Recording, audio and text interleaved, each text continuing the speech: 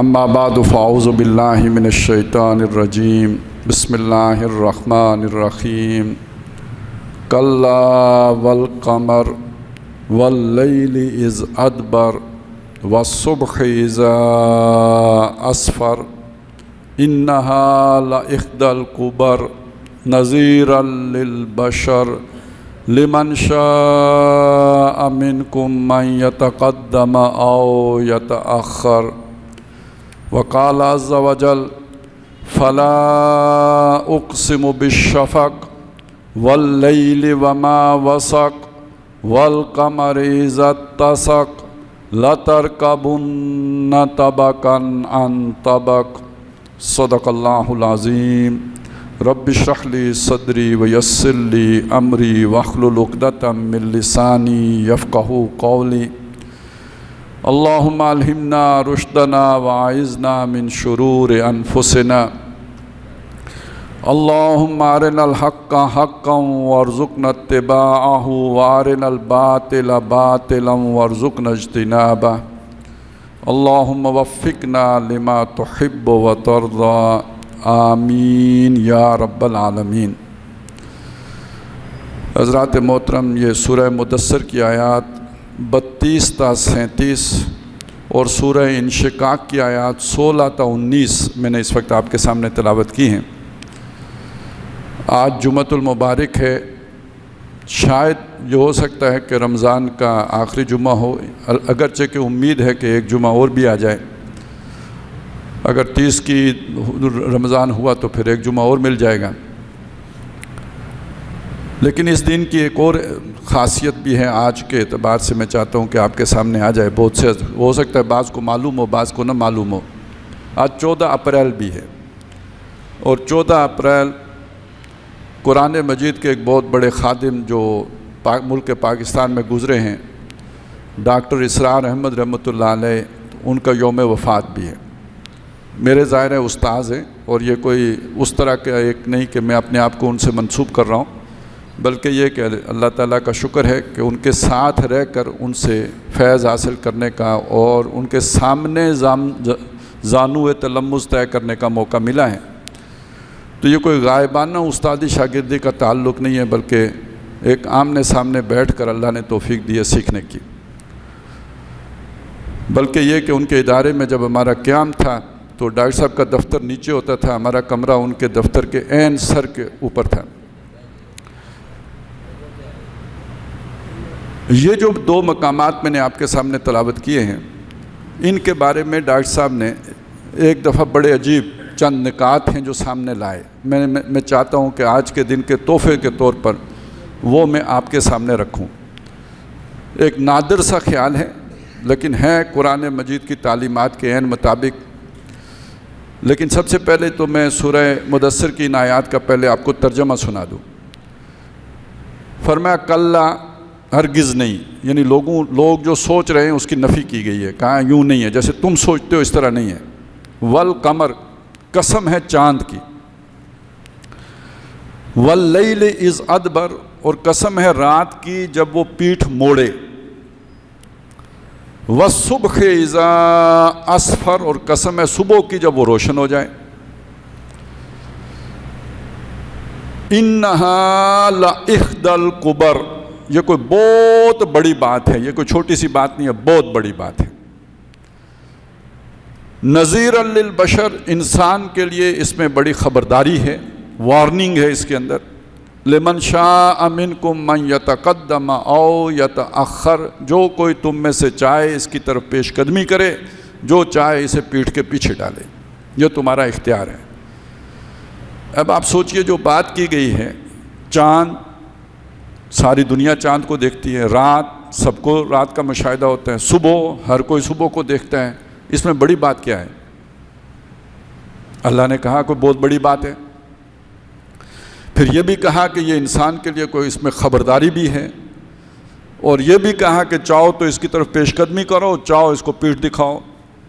یہ ذرا اگر اگلی آیتیں آپ سامنے رکھیں تو ان پچھلے جو چیزیں بیان کی گئی ہیں اس پر غور کرنے پہ طبیعت آمادہ ہوگی کہ یہاں چاند کس کو کہا گیا ہے۔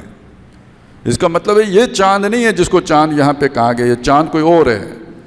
رات یہ نہیں ہے جس کو ہم سمجھیں رات، اور صبح وہ نہیں ہے جو ہم سمجھیں صبح. یہ استعارے ہیں، یہ کسی چیز کی طرف اشارے کر رہے ہیں. تو ڈاکٹر صاحب نے، اللہ تعالیٰ انہیں غریب کے رحمت فرمائے، انہوں نے بڑا پیارا نقطہ نکالا کہ چاند جو ہے یہ روشنی کا ذریعہ ہے، رات اندھیرے کی علامت ہے، اور صبح بھی روشنی کی علامت ہے. لیکن چاند کی روشنی اور صبح کی روشنی میں فرق یہ ہے کہ چاند کی روشنی مستعار ہوتی ہے، اور جو دن کی روشنی ہوتی ہے وہ سورج کی براہ راست روشنی، سورج خود چمک رہا ہے، اس کی روشنی ہے جو زمین کے اوپر پڑ رہی ہوتی ہے، اور چاند سورج کی روشنی لے کے انعکاس کر رہا ہوتا ہے، اس سے وہ روشنی نکل رہی ہوتی ہے. پھر انہوں نے اسے موڑا کہ قرآن مجید جس چیز کو روشنی کہتا ہے وہ ہدایت ہے. اللہ تعالیٰ نے کتاب اتاری، فی نور، اس میں روشنی ہے. اللہ نے یہ روشنی آدم علیہ السلام کے اندر بھی رکھی، اور اس روشنی کی تکمیل فرمائی ہے محمد رسول اللہ صلی اللہ علیہ وسلم پر آ کر. نبوت مکمل ہوئی ہے، یعنی وہ روشنی مکمل ہوئی ہے. تو ڈاکٹر صاحب نے یہ فرمایا کہ حضرت آدم علیہ السلام سے لے کر عیسیٰ علیہ السلام تک جتنے نبی، جتنے رسول آئے ہیں، ان کی مثال چاند کی مثال ہے. انہوں نے روشنی بکھیری ہے، وہ روشنی ایسی ہے جیسے چاند کی روشنی ہوتی ہے. عیسیٰ علیہ السلام کے بعد حضور صلی اللہ علیہ وسلم درمیان میں 600 سال گزرے ہیں جب کوئی نبی، کوئی رسول نہیں آیا، جس کا مطلب ہے رات چھا گئی ہے. اب آپ پڑھیں کلا والقمر، وہ روشنی ہمیشہ رہی ہے جیسے چاند ہے. واللیل، پھر رات آ گئی، لیکن اب وہ رات پیٹھ موڑ رہی، از ادبر، اب وہ پیٹھ دکھا رہی ہے. والصبح اذا اسفر، صبح، روشنی کی صبح طلوع ہو رہی ہے، اب سراج منیر آ رہے ہیں. محمد رسول اللہ صلی اللہ علیہ وسلم وہ روشنی لے کے آ رہے ہیں جو اپنی پوری آب و تاب کے ساتھ چمکنے والی ہے. جیسے دن کو روشن ہوتا ہے، دن وہ چاند کی روشنی سے بہت آگے کی روشنی ہوتے ہیں. اب آپ کو اس کا کچھ سمجھ میں آیا نا؟ یوں جب اس کو دیکھ لیں گے تو پھر اگلی بات آسان ہے سمجھنا. انہا لاحدی الکبر، یہ تو بہت بڑی خبر ہے، یہ کوئی چھوٹی خبر نہیں ہے. اب ربط بن گیا نا اس کے ساتھ، اس خبر کے ساتھ، کہ نبی صلی اللہ علیہ وسلم کی بعثت ظاہرہ کائنات کی سب سے بڑی خبر ہے. اس سے بڑا واقعہ تاریخ انسانی میں ہوا نہیں کہ آخری رسول آ گئے ہیں اور کامل ہدایت لے کے آ گئے ہیں. اب اس کے بعد بڑا واقعہ تو صرف قیامت ہے.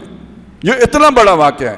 آپ صلی اللہ علیہ وسلم نے اپنی دونوں انگلیاں یوں ملا کے فرمایا میں اور قیامت یوں ہیں، جڑے ہوئے. تو یہ اتنی بڑی خبر ہے. نذیر للبشر، بشر کے لیے اس میں خبرداری ہے کہ اب قیامت زیادہ دور نہیں رہ گئی. اور اگلی بات یہ ہے، اللہ کسی پہ جبر نہیں کرتا. اب ہر انسان کی مرضی ہے، جو چاہے اس کی طرف پیش قدمی کرے، جو چاہے اس سے پیٹھ موڑے.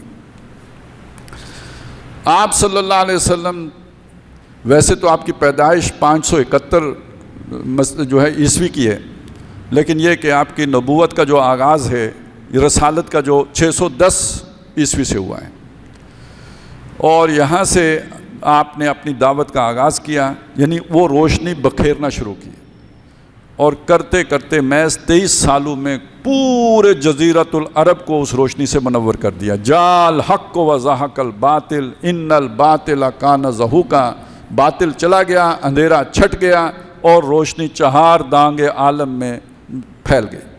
قرآن مجید نے نبی صلی اللہ علیہ وسلم کے حوالے سے اس روشنی کا متعدد جگہوں پہ ذکر کیا ہے. جیسے سورہ بقرہ کے دوسرے رکوع میں ذکر آیا کہ مثلہم کمثل الذی استوقد نارا، ان لوگوں کی مثال ایسے ہے جیسے ایک شخص نے آگ روشن کی ہے. فلما اضاءت ما حولہ، جب اس آگ نے سارے ماحول کو روشن کر لیا، ذہب اللہ بنورہم، ان کی آنکھوں کی روشنی چلی گئی. دیکھیے نا، چیز دیکھنے کے لیے دو روشنیاں چاہیے، خارج میں بھی روشنی چاہیے اور آنکھ میں بھی روشنی چاہیے. آنکھ میں روشنی نہ ہو، باہر سورج نکل آئے کچھ نظر نہیں آئے گا، اور اگر آنکھ میں روشنی ہو، اندھیرا ہو، پھر بھی نظر نہیں آئے گا. تو نبی صلی اللہ علیہ وسلم کے آنے سے پہلے اندھیرا تھا، کسی کو نظر نہیں آتا تھا، تو سمجھ آتی ہے. جب آپ صلی اللہ علیہ وسلم نے آ کے پورا ماحول روشن کر دیا، اس کے بعد اگر کسی کو سمجھ نہیں آتی تو اس کا مطلب وہ اندھا ہو گیا ہے. وَتَرَكَهُمْ فِي ظُلُمَاتٍ لَا يُبْصِرُونَ۔ اسی طرح اللہ نے بتایا اللہ ولی الذین آمنوا، اللہ ایمان والوں کا دوست ہے، یخرجہم من الظلمات الی النور، ان کو اندھیروں سے نکال کر روشنی میں آتا ہے۔ والذین کفروا اولیاءہم الطاغوت، اور جو کافر ہیں ان کے دوست شیطان ہیں، یخرجونہم من النور الی الظلمات، وہ انہیں روشنی سے نکال کے اندھیروں میں لے کے جاتے ہیں۔ تو لمن شاء منکم من یتقدم او یتأخر، اب اپنی مرضی ہے، اندھیرے کی طرف جاتے ہو یا روشنی کی طرف آتے ہو۔ وہ نور رسالت جگمگ کرتا سامنے آ چکا ہوا ہے، صبح جو ہے وہ روشن طلوع ہو چکی ہے، اب اس کی طرف پیش قدمی کرنا یا نہ کرنا یہ تمہاری مرضی ہے۔ اما شاکرم و اما کفورا، چاہو تو شکر گزار بنو، چاہو تو ناشکر بنو۔ فمن شاء فلیؤمن ومن شاء فلیکفر، جس کی مرضی ہے اس پر ایمان لائے، جس کی مرضی ہے اس کا انکار کرے۔ قل آمنوا بہ او لا تؤمنوا، اے نبی ان سے کہو تمہاری مرضی ہے اس پر ایمان لاؤ یا اس پر ایمان نہ لاؤ، لیکن یہ کہ یہ خبر یہ ہے کہ وہ صبح روشن جو ہے وہ طلوع ہو چکی ہے۔ تو آپ نے اس دین کو قائم کیا اور دنیا نے تسلیم کیا کہ تاریخ انسانی کی واحد مثال ہے کہ جس میں ایک ہی شخصیت نے دعوت سے کام کا آغاز کیا ہو اور جس بات کا دعویٰ کیا ہو اپنی مختصر ترین زندگی میں اسے بتمام و کمال جوں کا توں حرف بہ حرف پورا کر کے دکھا دیا ہو۔ یہ تاریخ انسانی میں واحد مثال جناب محمد رسول اللہ کی ہے صلی اللہ علیہ وسلم۔ اور یہ غیروں نے مانا ہے، یہ ہم نہیں کہتے، دشمنوں نے مانا ہے، جو آپ کے دشمن ہیں انہوں نے بھی تسلیم کیا ہے کہ یہ کامل ترین انقلاب جو ہے وہ برپا کیا جناب محمد رسول اللہ نے صلی اللہ علیہ وسلم۔ اب یہ تو مقام ہے سورہ مدثر کا۔ جو دوسری جو جگہ میں نے تلاوت کی ہے، دوسرا مقام، یہ سورہ بروج ہے، سورہ انشقاق ہے، اور اس کی آیات 16 تا 19 ہیں۔ اب اس میں دیکھیے کیا فرمایا، فرمایا فلا تو نہیں، وہاں پہ کلا تھا، یہاں پہ فلا، یعنی جو تم سوچ رہے ہو اس طرح نہیں ہے۔ اقسمو، اللہ فرماتے میں قسم کھاتا ہوں، بالشفق، شفق کی، شفق کیا ہوتا ہے؟ یہ بھی روشنی ہوتی ہے۔ دیکھیے اب تین روشنی ہو گئی، ایک چاند کی روشنی ہے، ایک سورج کی روشنی ہے، یہ شفق ہے۔ شفق جب سورج غروب ہو جاتا ہے یا سورج طلوع ابھی نہیں ہوا ہوتا تو اس کے غروب ہونے کے بعد جو تھوڑی سی روشنی آسمان پہ پیچھے نظر آ رہی ہوتی ہے یا اس کے طلوع ہونے سے پہلے جو تھوڑی سی افق پہ روشنی نظر آ رہی ہوتی ہے اس کو شفق کہتے ہیں۔ تو شفق تو علامت ہوا، اگر پچھلے کے ساتھ جوڑ کے دیکھیں تو سورج غروب ہونے کی علامت ہے، شفق ہو گیا۔ شفق کے بعد اگلا مرحلہ، چونکہ اگلی جو چیز بھی آئی ہے وہ بھی بتا رہی ہے کہ یہ غروب ہونے کے وقت کی بات ہو رہی ہے، کیوں آگے رات کا ذکر ہے، دن کا ذکر نہیں ہے، رات کا ذکر ہے۔ فرمایا واللیل وما وسق، اور قسم ہے رات کی جب وہ اپنے اندر سارا کچھ سمیٹ لیتی ہے۔ جب رات پڑتی ہے آپ کو پتہ ہے چیونٹیاں بھی اپنے بل میں چلی جاتی ہیں، آدمی بھی اپنے بستر میں پہنچ جاتے ہیں، ہر شے اپنے جائے قرار کو چلی جاتی ہے، گویا رات نے سب کو سمیٹ لیا۔ واللیل وما وسق، رات اندھیرے کی علامت ہے، روشنی کی علامت نہیں ہے۔ شفق سورج غروب ہونے کے بعد جو تھوڑی سی روشنی رہ جاتی ہے اس کی علامت ہے۔ اب اس کو پچھلے کے ساتھ جوڑیے، روشنی نبوت کی آ رہی تھی چاند کی مانند، محمد رسول اللہ صلی اللہ علیہ وسلم کے دور میں آ کے سورج کی مانند چمکی ہے۔ اس کے بعد آپ نے فرما دیا تھا خود کہ خیر القرون قرنی، تمام زمانوں سے بہترین زمانہ میرا زمانہ ہے، سب سے روشن سب سے منور زمانہ گویا میرا ہے۔ ثم الذین یلونہم ثم الذین یلونہم، پھر میرے بعد والوں کا ہوگا، پھر اس کے بعد والوں کا ہوگا۔ بعض اور روایات میں بھی آپ نے فرما دیا تھا کہ یہ جو روشنی میں نے بکھیری ہے یہ اپنی اصل صورت میں تو 30 سال رہے گی، اس کے بعد اس کے اندر جو ہے وہ یہ خلافت ملوکیت میں بدل جائے گی اور پھر وہ کاٹ کھانے والا ظالمانہ نظام آ جائے گا جس میں نواسۂ رسول بھی نہیں بچا، وہ بھی بے دردی سے شہید ہو گئے کربلا میں۔ تو یہ جب دور آیا تو گویا وہ روشنی تو موجود ہے لیکن اب پوری آب و تاب کے ساتھ موجود نہیں ہے، اب وہ ایک شفق کی مانند میں باقی رہ گئی ہے۔ اور یہ چلتا رہا چلتا رہا چلتا رہا چلتا رہا، رات کب پڑی ہے؟ سوچئے، رات کا ذکر تو ہے نا، تو رات تو آنی تھی، یہ کون سی رات ہے؟ یہ رات ہے جب تمام دنیا سے مسلمانوں کی حکومتیں ختم ہو گئیں، خلافت عثمانیہ ختم ہو گئی، مسلمان تتر بتر کر دیے گئے، کہیں انگریزوں نے قبضہ کر لیا، کہیں فرانسیسیوں نے قبضہ کر لیا، کہیں ولندیزی چھا گئے، مسلمان غلام ہو گئے، اور مسلمانوں کا قانون بھی جو محمد رسول اللہ صلی اللہ علیہ وسلم کا ضابطۂ حیات تھا، جو شریعت تھی، جو قانون تھا، جو دستور تھا، وہ متروک ہو گیا، ترک کر دیا گیا، اور انگریز کا قانون نافذ ہو گیا۔ یہ رات ہے یا نہیں ہے؟ انفرادی طور پہ کوئی تارا ہو سکتا ہے کسی جگہ پہ چمکتا، کوئی نیک آدمی ہو تو ہو، لیکن مجموعی طور پہ رات چھا گئی ہے۔ تو نبی صلی اللہ علیہ وسلم کے دور کے بعد، کچھ عرصے کے بعد ایسا ہوا کہ خود مسلمانوں کے دور کے اندر بس شفق باقی رہ گئی تھی، شریعت باقی رہ گئی تھی، باقی وہ نظام عدل باقی نہیں رہا تھا۔ لیکن جب غیر قوموں نے آ کے قبضہ کر لیا تو گویا کامل تاریکی چھا گئی۔ اب یہ تاریکی ہمیشہ رہے گی۔ اگلی آیت پڑھیں، والقمر، قسم ہے چاند کی۔ اس کا مطلب رات کو چاند آتا ہے تو رات اندھیری جو ہے وہ روشن ہو جاتی ہے۔ سورج کی روشنی نہیں ہوتی لیکن چاند کی روشنی تو ہوتی ہے نا۔ یہ خوشخبری نہیں ہے کہ یہ رات ہمیشہ نہیں رہے گی، اس میں روشنی نکلے گی، روشنی پیدا ہوگی۔ البتہ یہ کہ یہ جو چاند ہے اس کے بارے میں فرمایا عزت تسک، جب وہ پورا ہو جاتا ہے، یعنی یہ کہ چاند سورج کی طرح ایک دم نہیں نکلتا، وہ پہلے دن ہلال ہوتا ہے، پھر کرتے کرتے بدر بنتا ہے، آہستہ آہستہ بدر بنتا ہے۔ لہٰذا اگلی آیت میں فرمایا لَتَرْكَبُنَّ طَبَقًا عَن طَبَقٍ، ہم تمہیں اٹھائیں گے درجہ بدرجہ۔ اب پوری بات سمجھیے، یعنی رات کے بعد تمہارا عروج ہوگا، لیکن ایک دم نہیں ہوگا جیسے رسالت نبی صلی اللہ علیہ وسلم کے دور میں ہوا تھا، بلکہ یہ کہ اب جب ہوگا وہ آہستہ آہستہ ہوگا، درجہ بدرجہ ہوگا۔ یہ جو درجہ بدرجہ عروج ہے، اس کا آخری نتیجہ یہ نکلے گا کہ چاند پوری آب و تاب کے ساتھ جگمگ جگمگ کرے گا، روشن ہو جائے گا، لیکن ظاہر ہے سورج نہیں ہوگا۔ تو وہ ایک ہی تھا نا، روشنی کا وہ جو منبع، عظیم منبع، وہ تو جناب محمد رسول اللہ صلی اللہ علیہ وسلم ہی ہے نا، وہ تو اب نہیں آئیں گے، یہ چاند کی مثل ہوگا۔ اچھا، یہ اگر بات ہم ذہن میں بٹھا لیں تو بہت سی باتیں جو نبی صلی اللہ علیہ وسلم نے فرمائی ہیں ان کی سمجھ بڑی آسانی سے آ سکتی ہے۔ جیسے آپ نے فرمایا العلماء امتی کا انبیاء بنی اسرائیل، میری امت کے جو علماء ہوں گے وہ بنی اسرائیل کے نبیوں کی طرح ہوں گے۔ ان کے نبیوں کی جو روشنی تھی وہ گویا چاند والی اگر تھی تو اب جو روشنی نکلے گی وہ چاند والی ہی ہوگی۔ تو بات برابر بیٹھتی محسوس ہو رہی ہے نا۔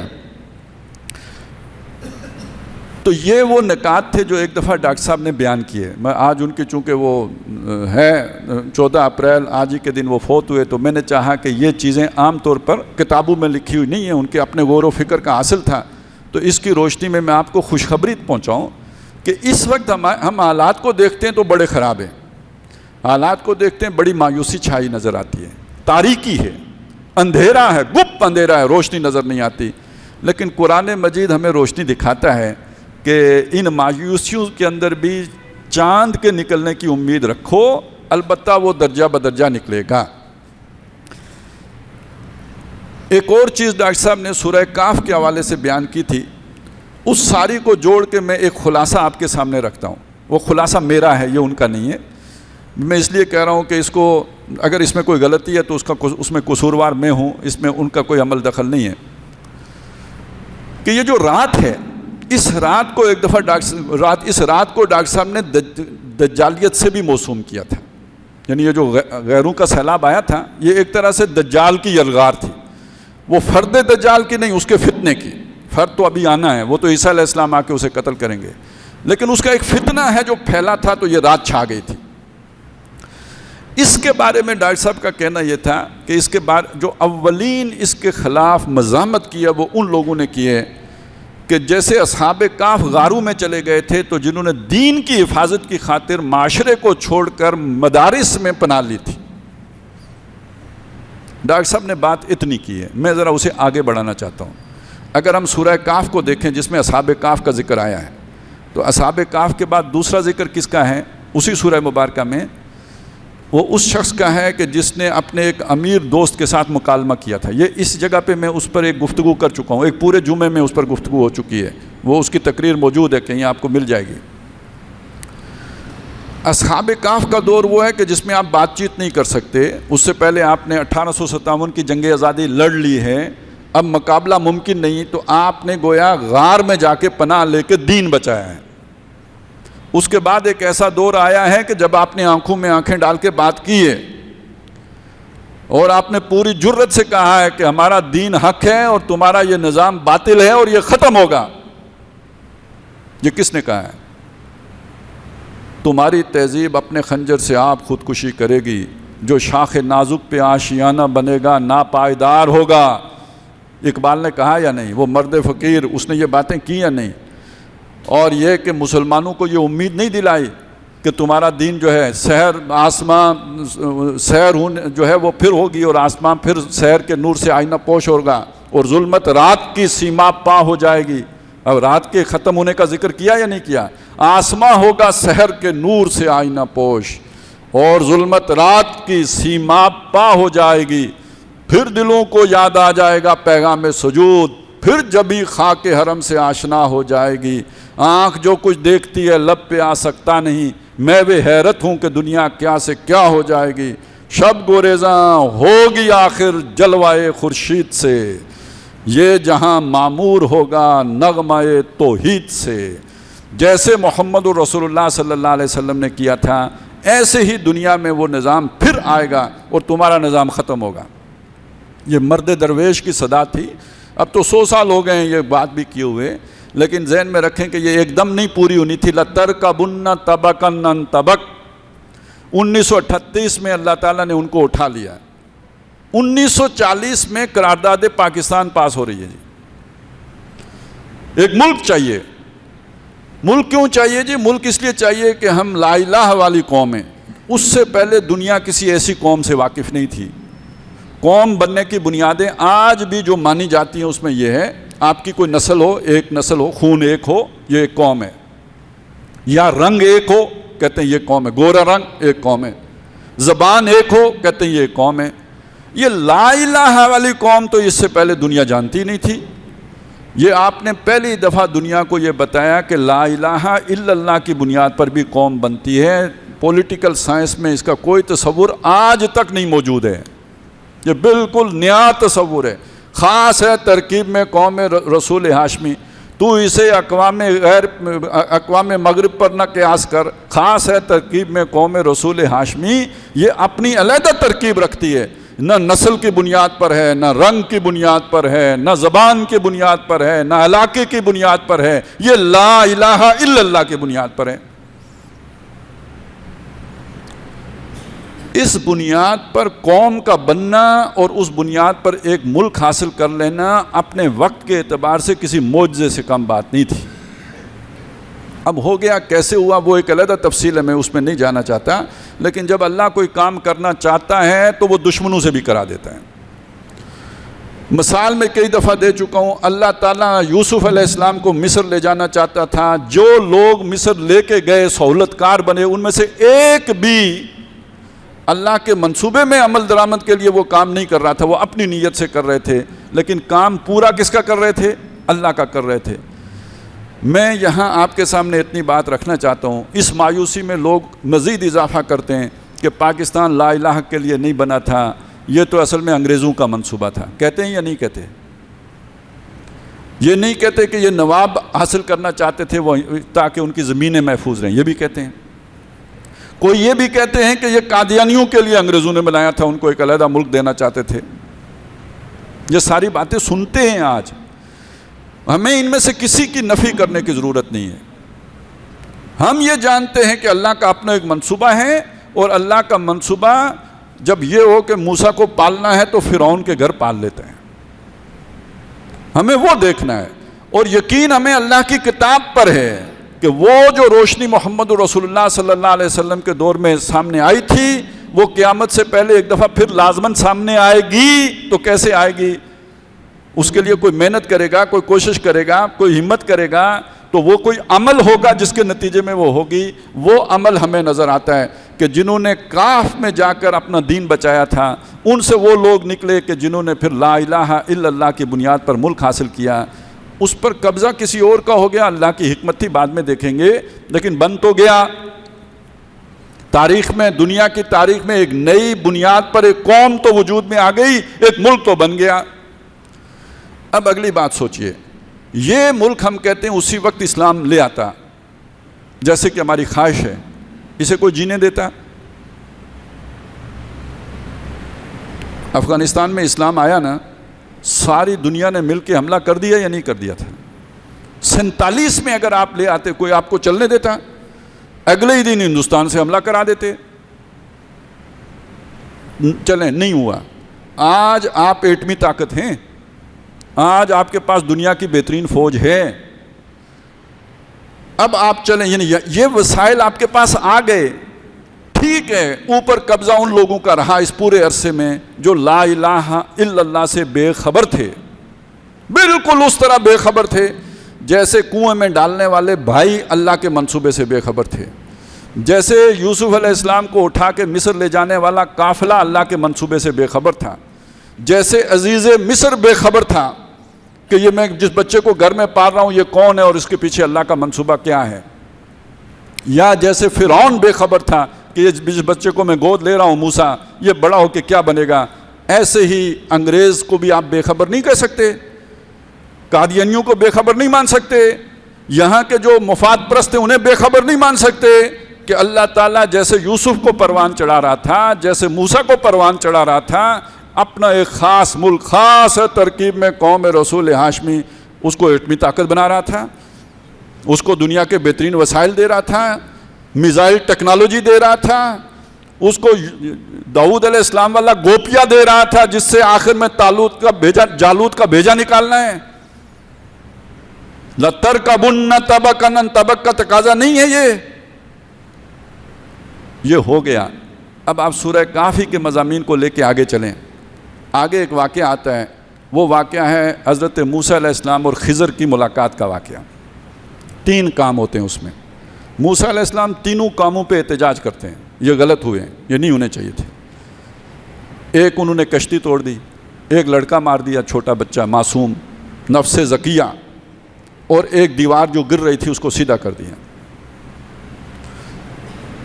بعد میں وہ جو خضر ہیں انہوں نے بتایا کہ دیکھو وہ جو میں نے کشتی ڈبوئی تھی نا، وہ توڑی تھی، اگر میں نہ توڑتا، آگے ایک بادشاہ تھا وہ پوری کشتی غصب کر لیتا، میں نے تو ایک پھٹا نکالا، اس سے کشتی بچ گئی. ڈنڈ پڑ گیا، بادشاہ نے وہ قبضہ نہیں کیا. چھوٹے نقصان نے بڑے نقصان سے بچا لیا. وہ جو انہیں بچہ مار دیا ابھی معصوم تھا، یہ بڑا ہوتا یہ گناہ کرتا، خود بھی دوزخ میں جاتا، والدین کو بھی تنگ کرتا. بچپن میں اٹھ گیا، اب جب یہ اس کے والدین مریں گے تو یہ جنت میں ملے گا انہیں، جو دوزخ میں جانے سے بچ گیا، چھوٹی عمر میں ہی اٹھ گیا. اور وہ جو والدین ہیں ان کو اللہ نے اور بیٹا دینا ہے جو اچھا ہوگا، نیک ہوگا، صالح ہوگا. تو وہ بھی خیر ہوا یا غلط ہوا؟ جب ہوا تو غلط لگا، موسیٰ علیہ السلام کو غلط لگا، انہوں نے کہا لَقَدْ جِئْتَ شَيْئًا نُكْرًا، آپ نے تو بڑا منکر کام کیا ہے. لیکن اس میں بھی اللہ کے ارادے میں کوئی خیر تھی یا نہیں تھی؟ تیسری چیز یہ کہ وہ دیوار جو گر رہی تھی اس کے نیچے خزانہ تھا یتیم بچوں کا جن کا کوئی پوچھنے والا نہیں تھا. اور وہ شہر والے کتنے ظالم تھے، انہوں نے ہمیں کھانا نہیں دیا، انہیں وہ خزانہ مل جاتا تو وہ چھوڑتے، وہ سب کھا جاتے، سب ہڑپ کر جاتے، کچھ باقی نہ چھوڑتے. اس دیوار، اللہ چاہتا ہے وہ بچے بڑے ہو جائیں، طاقتور ہو جائیں. جب وہ طاقتور ہو جائیں تو اس وقت اس دیوار کے نیچے سے اپنا خزانہ ان کے سامنے آ جائے گا. وہ جو بھی وہ غاصب قسم کے لوگ ہیں وہ اس پر قبضہ نہیں کر سکیں گے، مالکوں تک پہنچ جائے گا. 47 سے لے کر 2023 تک جو مختلف واقعات ہوئے، اس میں اگر کبھی کشتی کا کوئی پھٹا ٹوٹا، کوئی 71 کا سانحہ ہو گیا، اگر کوئی بچہ مارا گیا، کچھ ہوا، کوئی اور نقصان ہو گیا، اگر اس نظر سے دیکھیں الٹیمیٹلی اس میں کوئی خیر کا پہلو ہی ہوگا جو ہم نہیں جانتے. لیکن یہ کہ یہ کہانی چلتی رہی، ملک بچا رہا، آج تک رہا. اور یہ دیوار جب بھی گرنا چاہتی تھی اللہ اسے سیدھا کرتا رہا. آپ نے سنا نہیں، کئی دفعہ لوگ کہتے ہیں کہ پاکستان کے ساتھ اللہ تعالیٰ کا یہ خصوصی فضل رہا ہے کہ جب دنیا کی طاقتیں اس کے خلاف ہوتی ہیں تو کچھ ایسا ضرور ہو جاتا ہے کہ پھر پاکستان ان کی ضرورت بن جاتا ہے۔ پرانی باتوں کو چھوڑیے، تازہ ترین بات کو دیکھ لیں۔ 9/11 اس سے پہلے کلنٹن نے انڈیا کا 10 روزہ دورہ کیا تھا، پاکستان آنا ہی نہیں چاہ رہا تھا، بڑی منتیں کر کے وہ آیا، چند لہجوں کے لیے آیا، صدر جو اس وقت تھے طارڑ صاحب ان سے ہاتھ ملا کے چلا گیا، کھڑے کھڑے، اس نے ہمیں لفٹ ہی نہیں کرائی۔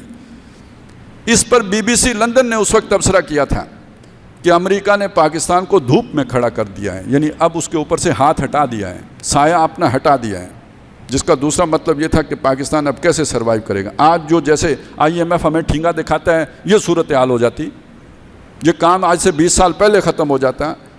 9/11 ہو گیا، امریکہ کو ہماری ضرورت پڑ گئی، وہ جو ضرورت ختم ہو گئی تھی وہ ضرورت اثر نو پڑ گئی، وہ گرنے والی دیوار پھر سیدھی ہو گئی۔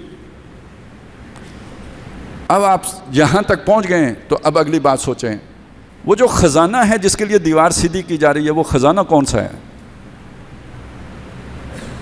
وہ لا الہ الا اللہ کا خزانہ ہے۔ اس خزانے کا سے محبت کس کو ہے؟ حکمرانوں کو ہے، انگریزوں کو ہے جنہوں نے آج تک اس ملک کو بچا رکھا ہے، IMF ورلڈ بینک امریکہ کو ہے، ان میں سے تو کسی کو نہیں۔ جیسے فرعون کو موسیٰ کے مشن سے کیا غرض؟ خزانہ اس امت کا ہے، اس عوام کا ہے، اور عوام غریب ہے، یتیم ہے یا نہیں؟ اس عوام کی کسی کو یہ پرسان حال اس کا کوئی نہیں ہے۔ اس لا الہ الا اللہ کے خزانے کے لیے آج تک اللہ تعالیٰ اسے چلاتا رہا۔ سورہ کہف میں حضرت موسیٰ علیہ السلام اور خضر کے واقعے کے بعد جو اگلا واقعہ آتا ہے وہ ذوالقرنین کا واقعہ ہے۔ اب یہ دیکھو ایک ترتیب سے بات چلی ہے۔ پہلا واقعہ اصحاب کہف کا جو ایمان بچانے کے لیے غار میں جا کے چھپے ہیں۔ دوسرا واقعہ ایک مومن اور ایک امیر آدمی کا۔ ظاہر ہے امیر آدمی وسائل والا ہے، مومن کمزور ہے، لیکن کھری بات مومن کر رہا ہے اور آنکھوں میں آنکھیں ڈال کے کر رہا ہے۔ تیسرا واقعہ وہ میں نے ابھی خضر اور موسیٰ علیہ السلام کا، اور آخری واقعہ کس کا ہے؟ ذوالقرنین کون ہے؟ بادشاہ، عظیم بادشاہ، زبردست بادشاہ، جس نے مغرب کی طرف جھنڈے گاڑے اپنی فتوحات کے، مشرق کی طرف اپنی فتوحات کے جھنڈے گاڑے۔ کانٹراسٹ، ایمان بچانے کے لیے غار میں چھپنا اور ایمان لے کے دنیا فتح کرنا۔ سمجھ آئی بات؟ تو یہ اب اگلا مرحلہ کون سا آنا ہے اسی ترتیب میں، گویا ذوالقرنین والا دور۔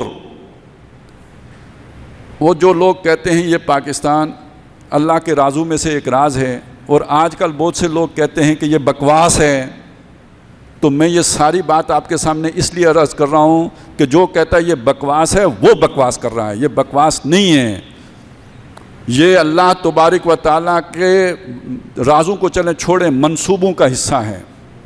منصوبہ پھر تازہ کر لیجئے، محمد الرسول اللہ صلی اللہ علیہ وسلم کے دور میں جو روشنی پوری دنیا میں پھیلی تھی، پھر اندھیرا چھا گیا، وہ پھر دنیا میں پھیلے گی۔ اس کی خبر محمد الرسول اللہ نے خود بھی دی ہے۔ آپ نے فرمایا یہ دین جو آج شان سے نکلا ہے یہ ایک دن غریب ہو جائے گا۔ بدا الاسلام غریباً، شروع ہوا تو غریب تھا، اندھیرا تھا، اب روشنی ہو گئی ہے، فَسَيَعُودُ كَمَا بَدَا، ویسے ہو جائے گا جیسے شروع ہوا تھا، یعنی پھر اندھیری رات چھا جائے گی، لیکن ہمیشہ نہیں رہے گی۔ حضور نے فرمایا اللہ نے مجھے سارے مشرق بھی دکھائے، سارے مغرب بھی دکھائے۔ ان اللہ زوالی الارض، بے شک اللہ نے میرے لیے اس زمین کو، وہ جیسے نہیں ہوتا جب وہ چھوٹا سا آپ زوم کر کے چیزوں کو قریب کر کے دیکھتے ہیں، تو مجھے اللہ نے لپیٹ کے دکھائی ہے یہ ساری زمین۔ فرأیت مشارقہا و مغاربہا، میں نے اس کے سارے مشرق بھی دیکھے، سارے مغرب بھی دیکھے، یعنی پورا گلوب دیکھا ہے۔ اور اگلی بات پتہ ہے کیا فرمائی؟ وَإِنَّ أُمَّتِي، اور بے شک جو میری امت ہے، سَيَبْلُغُ مُلْكُهَا، میری امت کی جو بادشاہی ہے وہ پہنچے گی، مَا زُوِّیَ لِي مِنْہَا، جو لپیٹ کے مجھے دکھایا گیا۔ کوئی زمین کا کونا خدرہ نہیں بچے گا جہاں میری امت کی بادشاہی نہ پہنچے۔ آپ صلی اللہ علیہ وسلم نے فرمایا لا يبقى على ظہر الارض بیت وبر ولا مدر خلہ اللہ کلمۃ الاسلام، اس زمین کی پیٹھ پر کوئی ایک گھر نہیں بچے گا، کچا پکا یا اونٹوں کے بالوں کا بنا خیمہ، مگر اس میں اللہ اسلام کے کلمے کو داخل کر کے چھوڑے گا۔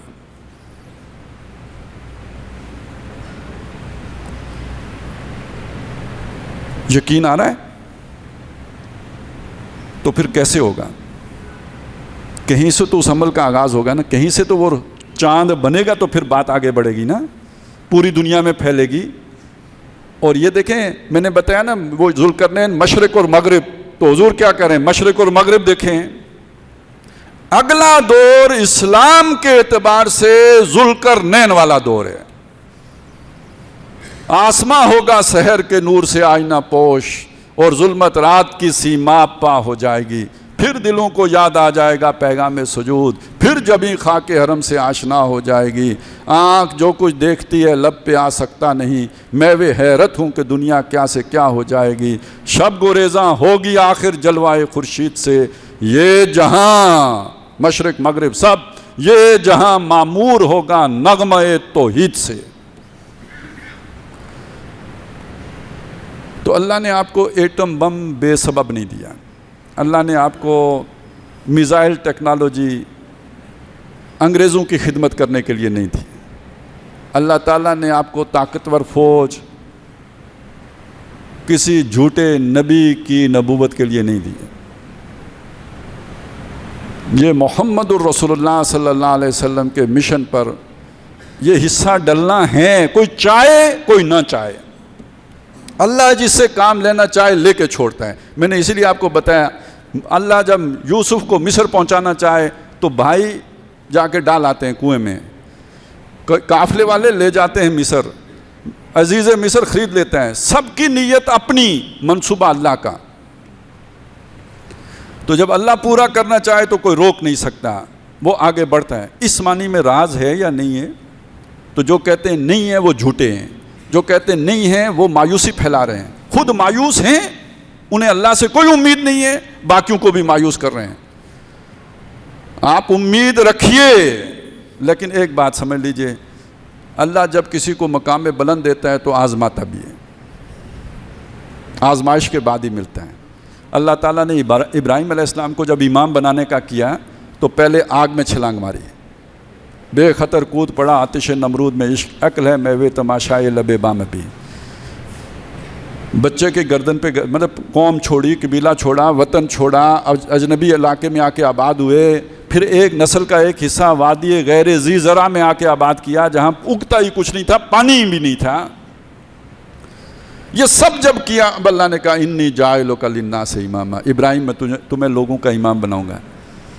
اقبال نے کہا نا کہ وہ سبق پھر پڑھ صداقت کا، شجاعت کا، عدالت کا، لیا جائے گا تجھ سے کام دنیا کی امامت کا۔ یہ سبق ہم بھولے ہوئے ہیں، یہ پڑھنا پڑے گا، یہ پڑھنا پڑے گا۔ اور یہ سبق لگتا یہ ہے کہ اللہ تعالیٰ ہمیں اب پڑھوانے والا ہے۔ یہ جو مشکلیں آ رہی ہیں نا، یہ جو مصیبتیں آ رہی ہیں، یہ مصیبتیں بگڑی بنانے آ رہی ہیں، یہ ہمیں سیدھا کرنے آ رہی ہیں، یہ ہمیں اللہ یاد کروانے آ رہی ہیں۔ ایسا بھی ہوتا ہے نا، خوشحالی میں اللہ بھول جاتا ہے، تکلیف میں اللہ یاد آتا ہے، دانت میں درد ہوتا ہے تو اللہ یاد آ جاتا ہے، بخار چڑھتا ہے تو اللہ یاد آ جاتا ہے، کھانے کو کچھ نہ ملے تو دعا کرنے کا دل کرتا ہے، پیٹ بھرا ہو تو سونے کا دل کرتا ہے۔ آج تک اللہ نے ہمیں خوشحال رکھا، ہم اللہ کو بھولے رہے، بہت بڑی گستاخی ہے، کوئی شک نہیں، نقصان بھی اٹھائے ہیں، ذلیل بھی ہوئے ہیں، ذلتیں بھی مقدر بنی ہیں، لیکن اللہ پالتا رہا، بچاتا رہا۔ اب اگر مشکلیں آ رہی ہیں تو یہ مشکلیں ہمیں بنانے آ رہی ہیں۔ تو خاک میں مل اور آگ میں جل، جب خشت بنے تب کام چلے، ان خام دلوں کے عنصر پر بنیاد نہ رکھ، تعمیر نہ کر۔ آگے مشکلیں اور بھی آ سکتی ہیں، لیکن کم از کم چلیں، اور کوئی بات ہمیں اچھی لگے یا نہ لگے، خان صاحب کی یہ بات تو بہت اچھی ہے کہ گھبرانا نہیں ہے۔ یہ تو اللہ نے بھی کہا مایوس نہیں ہونا، اللہ کی رحمت سے مایوس نہیں ہونا۔ مشکل سے مشکل حالات آ جائیں، یہ سبق نہیں بھولنا ہے۔ اگلا دور ذوالقرنین کا دور ہے، اور ہمیں قوی امید ہے کہ اس کا آغاز ہمارے ملک سے ہونا ہے۔ کچھ نشانیاں ہیں جو ظاہر ہوئی ہیں، وہ بھی میں چاہتا ہوں آپ کے سامنے رکھ دوں، جو بھی 5-7 منٹ ہیں۔ یہ تو ہمیں معلوم ہے کہ یہ 58 سے لے کے 2022 تک ایک قبضہ گروپ تھا جو ہمارے اوپر قابض تھا. میں تفصیل میں نہیں جاتا, بس آپ اتنی بات کو سمجھ لیں. اس کے بعد جو اب حافظ صاحب آئے ہیں, پہلی بات یہ کہ کسی حافظ صاحب کا آنا ہی بہت مشکل کام ہے, لیکن چلیں آ گئے. لیکن اس میں خاص بات یہ ہے کہ وہ سارے لوگ پوری اپنی ایڑی چوٹی کا زور لگا رہے تھے کہ یہ بندہ نہ آئے. آ گیا. میری آپ کی کوشش سے نہیں آیا, پتہ نہیں اللہ نے کیا کیا, آ گیا. لیکن مرضی کسی کی بھی نہیں تھی اس کو آنے دینے کی, اور آج سے نہیں آئی, 5 سال پہلے سے اس کے خلاف سازشیں شروع ہو گئی تھی, لیکن آ گیا ہے. اب آ کے کرتا کیا ہے مجھے نہیں پتا, ٹھیک کرے گا کہ غلط کرے گا یہ بھی نہیں پتا. مجھے صرف اتنا پتا ہے کہ اس کے آنے کے وہ سارے مخالف تھے, اور حدیث میں یہ بھی آتا ہے کہ بھائی یہ بھی دیکھو حق ادھر ہوگا جدھر دشمن کے تیروں کا رخ ہوگا. تو یہ ابھی اس تعیناتی میں جن کو ہم دشمن سمجھتے ہیں اور ٹھیک سمجھتے ہیں وہ اس کے مخالف تھے. ایک دوسری شخصیت بھی ہے, ابھی نیا ایک گھڑمس مچا ہوا ہے عدالتوں میں. وہاں پہ بھی ایک بندہ ہے جس کے سارے ہی مخالف تھے. اب مجھے نہیں پتا بچے گا یا نہیں بچے گا, ابھی بھی اسی پہ چھری چلانے کی ساری تیاری ہے. باقی یہ کہانی حکومت کے ساتھ اتنی بڑی نہیں ہے, مصیبت ادھر پڑی ہوئی ہے. اور ایک بات میں آپ کو بتا دوں کہ یہ جو مصیبت پڑی ہوئی ہے یہ کوئی ایک بندے کی مصیبت نہیں ہے, ایک عہدیدار کی مصیبت نہیں ہے, یہ 5 ججوں کی مصیبت نہیں ہے, پورے اس رامی ٹبر کی مصیبت ہے. کیونکہ جب وہ کھلے گی چیزیں تو پھر سارے پکڑے جائیں گے, سارے پیچھے. یہ کوئی اس کے پیچھے بین الاقوامی چکر اتنا نہیں ہے, تو نہ ہی اسٹیبلشمنٹ کا چکر ہے, یہ اپنے مفادات کا چکر ہے اس سب کے پیچھے. اب اللہ کیا کرتا ہے جو ہوگا ہم نہیں جانتے, ابھی دیکھیں, ابھی میدان لگا ہوا ہے. اسی طرح ہم امید رکھتے ہیں اللہ کرے کوئی سیاست میں بھی بہتری آ جائے, ٹھیک ہے, کوئی وہاں پہ بھی اس طرح کے لوگ آ جائیں. وسائل آپ کے پاس موجود ہیں, فوج آپ کے پاس موجود ہے, ٹیکنالوجی آپ کے پاس موجود ہے. اللہ نے دنیا کے حالات کے اندر بھی ایک تبدیلی کر دی ہے. امریکہ کا سورج غروب ہو رہا ہے, ڈالر جو ہے صبح و شام کی بات ہے, آئے دن کی بات ہے. آپ دیکھیں گے یہ ایک دم کولیپس کرے گا. سونا رکھیں جس نے جمع کرنا ہے, ویسے جمع کرنا ہی نہیں چاہیے, لیکن جس نے کرنا ہے ڈالر میں مت پیسے رکھیں. ڈالر گیا کہ گیا. 73 سے شاہ فیصل نے جو معاہدہ کیا ہوتا, پیٹرو ڈالر کا آپ نے نام سنا ہوگا, محمد بن سلمان نے ریورس کر دیا ہے. اور وہ اتنا بڑا واقعہ ہے, میں تو یہ کہتا ہوں کہ پتہ نہیں اس نے سوچ سمجھ کے یہ کام کیا ہے, بغیر سوچے سمجھے ہو گیا ہے. یہ امریکہ کے منہ پہ دولتی مارنے والی بات ہے, برداشت نہیں کرے گا امریکہ. لیکن بہت بڑی بات ہے, بہت بڑی بات. یہ آپ کو چند دنوں میں پتہ لگ جائے گا کتنا بڑا واقعہ ہے. اسی طرح سعودی عرب کو امریکہ ڈراتا تھا ایران سے, چائنا نے بیچ میں پڑھ کے دونوں کی صلح کرا دی, کہانی ختم. بیچ سے نکلا کون؟ امریکہ کا دخل کم ہوا ہے. تیسری بات یہ ہے کہ کچھ ترکی کے درمیان اور شام کے درمیان, ان کے درمیان بھی کچھ تھوڑے بعض مسائل تھے, وہ روس نے حل کرا دیے ہیں. ترکی اور شام کا مسئلہ بھی حل ہو گیا. پیچھے رہ گئے تھے ہم. امریکہ کی پالیسی ہے چائنا کو کنٹین کرنے کی, اور چائنا کو کنٹین کرنے کے لیے وہ انڈیا کو آگے لانا چاہتا ہے. ہم پر نہیں اعتبار کر رہا ہے, وہ انڈیا کو آگے لانا چاہتا ہے, اور ہمیں وہ اب انڈیا کے آگے بطور ہڈی ڈالنا چاہتے ہیں. اس چیز نے ہمیں مجبور کیا, وگرنہ ہمارے جرنیلوں کو پسند مغربی ہے, ویسٹی ہے. لیکن اب کیا کریں, جان بچانی ہے تو جہاں پناہ ملے گی ادھر ہی جانا ہے. تو وہ چائنا کی طرف جائے بغیر اور کوئی رستہ ہی نہیں رہا. نہیں تو امریکہ نے تو نچوڑنا شروع کر دیا تھا. دیکھیں نا IMF کی ہم نے ہر طرح سے منتیں کی, وہ کچھ دینے کے لیے تیار نہیں تھا. تو ہم بھی بامر مجبوری, ناچار گناہگار سوئےدار چلے کہ مصداق, ہم مجبوراً چائنا کی طرف اب جانے پہ اور کوئی رستہ ہی نہیں رہا. پورا خطہ امریکہ کے اثر و رسوخ سے نکل رہا ہے. امریکہ کے لیے یہ بات قابل برداشت نہیں ہوگی, وہ ضرور کچھ نہ کچھ کرے گا. اب کیا کرے گا, ایک ہی ملک رہ گیا ہے اس کے پاس, انڈیا. جو کرے گا اس کے ذریعے سے کرے گا. یا سعودی عرب میں ہو سکتا ہے کوئی محمد بن سلمان کے خلاف کچھ لوگوں کو کھڑا کرے, وہاں پہ بھی کچھ جو گڑبڑ شروع ہو جائے. تو یہ دنیا بدل رہی ہے. میں کہنا یہ چاہ رہا تھا, دنیا بدل رہی ہے, پرانی طاقتیں مٹ رہی ہیں, نئی طاقتیں ابھر رہی ہیں. اور جب یہ کھینچا تانی ہوتی ہے, اسی میں کوئی تیسری طاقت نکل آتی ہے. اوپر جب ہاتھیوں کی لڑائی ہوتی ہے وہ دونوں جب زخمی ہوتے ہیں تو کوئی نئی طاقت ابھر آتی ہے. یہ تاریخ میں پہلے بھی ہوتا رہا ہے. دیکھیں اس وقت جب نبی صلی اللہ علیہ وسلم کی بعثت ہوئی تو سب سے بڑی طاقت کیسر و کسریٰ ہیں. ان کے مقابلے میں عرب کی کوئی حیثیت ہی نہیں ہے. لیکن ایک وقت آیا وہ انہوں نے ان کی طرف توجہ بھی نہیں دی کہ یہ کیا کر لیں گے, کبھی سوچا ہی نہیں. یہ آپس میں گتھم گتھا رہے. حضور کے دور میں لڑائی ہوئی شام میں, ایران نے فتح کر لیا سارا علاقہ, قسطنطنیہ تک کیسر سے چھین لیا. پھر یہ کہ کیسر نے مڑ کے حملہ کیا ایران سے, جو ہے وہ اپنے سارے آذربائیجان اور یہ سارے علاقے دوبارہ ہرکل نے قبضہ کر لیے. یہ خود کمزور ہوتے رہے, یہاں تک کہ جب مسلمانوں کا جتھا 30,000 کا تیار ہو گیا, نکلے آپ صلی اللہ علیہ وسلم تبوک میں ہرکل کا مقابلہ کرنے کے لیے. 2 لاکھ کی فوج ہونے کے باوجود میدان میں نہیں آ سکا, ہمت ہی نہیں ہوئی, جرت ہی نہیں کی سامنے آنے کی. اور اگلے چند سالوں میں نہ ہرکل رہا نہ کسریٰ رہا, عرب ساروں کے اوپر چھا گئے. یوں دنیا بدلتی ہے. دنیا میں تبدیلیاں اس طرح آتی ہیں, بڑی بڑی طاقتیں خود اپنے زور سے بیٹھ جاتی ہیں. یہ جو بڑے کاروبار ہوتے ہیں جب وہ الٹا چلتا ہے نا پہیا, وہ اتنی تیزی سے ملٹ ڈاؤن کرتے ہیں, پگھل جاتے ہیں. بڑی سلطنتوں کا بھی یہی ہوتا ہے, نئی طاقتیں ابھرتی ہیں. ہمارے لیے چانس تاریخ دے رہی ہے, کھڑکی کھول رہی ہے, موقع پیدا کر رہی ہے, اور دنیا کے حالات وہ بن رہے ہیں. تو دنیا بدل رہی ہے. بدلتے ہوئے حالات میں ہمارے لیے روشنی کی کرن پھوٹ رہی ہے. چاند بننا شروع ہو گیا ہے. اب اسے بدر بننے سے کوئی نہیں روک سکتا, اور یہ پوری دنیا پر اپنی روشنی بکھیرے گا. اور یہ مقصد بعثت ہے جناب محمد رسول اللہ کا صلی اللہ علیہ وسلم. اس کے لیے اب ہمیں کچھ تگ و دو کرنی چاہیے, امید بانٹنی چاہیے, لوگوں کو بتانا چاہیے مایوسی کی بات نہیں ہے, امید کی بات کریں. اس کے لیے ہمیں لوگوں کو قائل کرنا چاہیے کہ اب ہمیں اللہ سے اپنا تعلق سیدھا کرنا چاہیے. اپنے اندر وہ صداقت, شجاعت کے جو ہے نا وہ پیدا کرنا چاہیے. جس دل میں ہو صداقت کے لیے مرنے کی تڑپ, پہلے اپنے پیکر خاکی میں جان پیدا کرے. اور یہ رمضان المبارک ہے, اور یہ اب آج جو ہے نا 23واں روزہ ہم نے رکھا ہوا ہے. 27ویں شب کو یہ ملک بنا تھا. جس رات کو اللہ نے قرآن نازل کیا اس رات کو اللہ نے یہ ملک بنایا. کوئی منصوبہ ہے, راز ہے یا کوئی نہیں ہے؟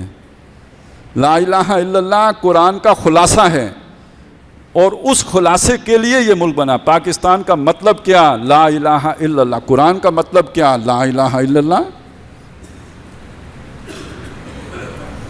تو یہ نہ سمجھیے یہ لوگ مایوسی پھیلا رہے ہیں.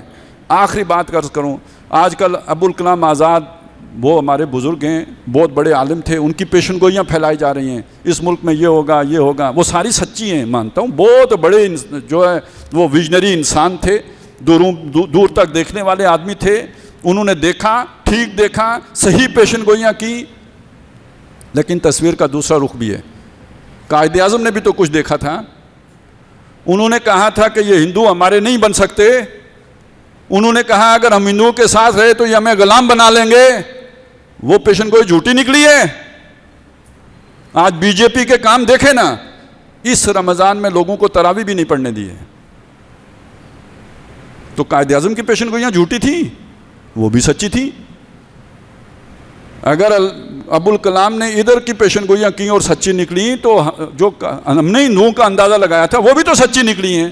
وہ ابوالکلام کو کیوں نہیں نظر آئی تھی؟ انہیں نہیں نظر آئیں. وہ قائد اعظم انہیں سمجھانے کی کوشش کرتے رہے, انہوں نے نہیں سمجھا. اب اللہ کی حکمت تھی, نہیں سمجھا, لیکن وہ سمجھ گئے ہوتے ان جیسی شخصیت بھی آ جاتی, اور دیگر لوگ جو کانگریس کے ساتھ تھے وہ بھی مسلم لیگ میں آ گئے ہوتے, تو مسلم لیگ کی لیڈرشپ اتنی توانا ہو گئی ہوتی کہ 58 میں پھر مارشل لا نہیں لگ سکتا تھا. یہ ان کے نہ آنے کی وجہ سے یہ لیڈرشپ اتنی کمزور ہو گئی کہ وہ ایک جماعت اس طرح کی منظم نہیں بن سکی جیسے کہ کانگریس ادھر بن گئی. تو خیر یہ اللہ کی اب گزر گیا, اس کو ہم کیا کہیں. لیکن میں صرف یہ بتانا چاہتا ہوں کہ ابوالکلام ہی کی پیشن گوئیاں سچی نہیں ہیں, قائد اعظم کی بھی سچی تھی جو انہوں نے ہندوؤں کے بارے میں دیکھی تھی. اور یہ ملک بننا بالکل ٹھیک تھا, اور اگر یہ نہ بنا ہوتا تو آج ہماری حالت وہ جو ہندوستان میں ہندوؤں کی ہے وہ ہو جاتی. اور ان کا پلان کیا ہے آگے؟ مسلمانوں کی سٹیزن شپ ختم کرنا.